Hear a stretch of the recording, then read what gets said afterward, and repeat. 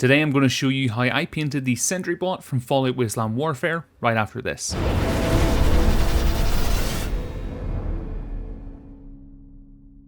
So this is a model I have had on my painting table for quite some time. It's an amazing model and one that I've really wanted to get stuck into painting, but I've been slightly intimidated to start it. It's strange how sometimes we can put so much pressure on ourselves to paint something well that we end up not painting the miniature altogether. Well, I finally bit the bullet and I decided to get stuck in. So first of all, I primed the Sentry Bot with Army Painter's Army Green and then painted all of the wheels matte black. I equally painted the recesses of the Sentry Bot's helmet black as well. Don't worry if you're slightly messy with the helmet when you do this, just grab some Army Green and go over the raised grooves if you get some black on them just to tidy them up a bit more before we go on.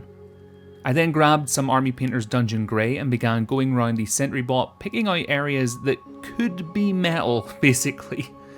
Now this is where using reference images can be incredibly useful. The Sentry Bot is predominantly green, but there are little elements where the metal pokes out. I actually used 2 images as a rough guide of where some of these areas could be, and then used my best judgment to find the rest.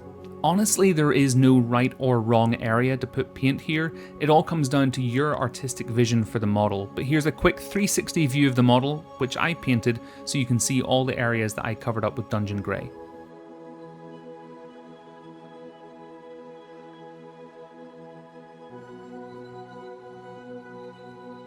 Next, I got some Army Painter's Oak Brown and painted these tubes that we see at the bottom of the robot. Then, using Army Painter's Gunmetal, I covered the metal tracks that are used to keep the wheels of the robot together. And then we get on to the weathering. Now for this I experimented with some enamel washes, but it could be achieved just as easily by using some Citadel washes or perhaps Army Painter's Strong Tone. If you do want to pick up the enamel washes I've used, there's links to them both down in the video description, and if you choose to buy them, it helps me out a little bit as well. To begin with, I took Rust Streaks from AK Interactive and applied it to some of the recesses that we see, especially at the front of the model. I think I applied it a little too heavily to start off with, if I'm honest with you.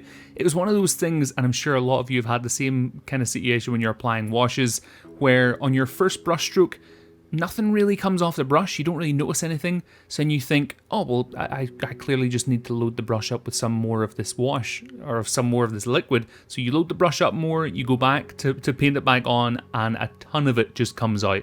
And that's what happened with me here, especially on the front left of the model. But I think I got away with my mistake there. Who knows? Let me know in the comments.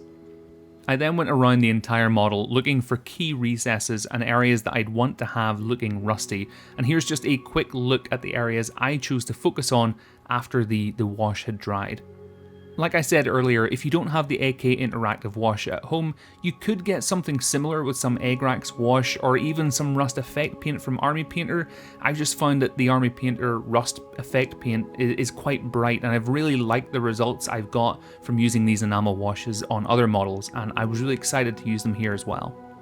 Next, I cracked out my airbrush and loaded up with some AK Interactive's Streaking Grime and gave the model a blast from below.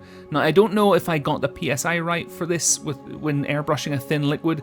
Airbrushing is still something I'm learning, but the reason I did this was to try and give a form of gradient from my highlights to shadows very easily and very quickly, but equally add a layer that not only does that, but adds some grimy character to this old and rusted Sentry Bot.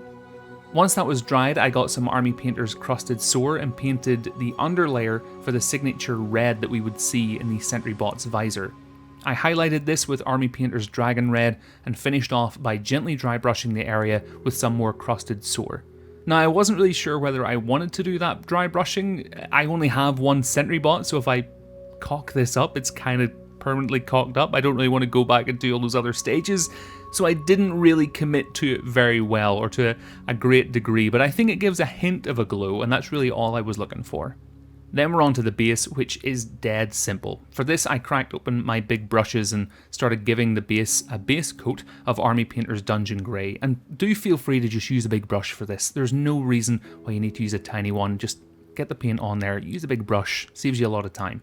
I then painted all of the wood with Army Painter's Leather Brown and all of the bricks with Army Painter's Fur Brown, just to give it that kind of red brick colour by using a brown. That's painter's logic there for you. For the manhole cover, I painted that with Army Painter's Dark Stone, and we won't really see this very much when the Sentry Bot is placed on the base, so don't worry about adding super fine details to a lot of these areas.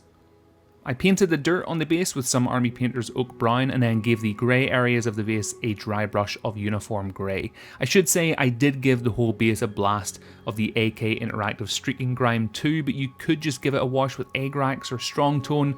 I just did that to mirror the dirtiness of the Sentry Bot and equally just as an experiment to see what it would look like. And folks, that is it. That's my Sentry Bot completed and I'm really happy with it. If you want to get your hands on any of the products I mentioned in today's video, I'll leave links down in the video description. But until the next one, have a great week and I'll speak to you all very soon.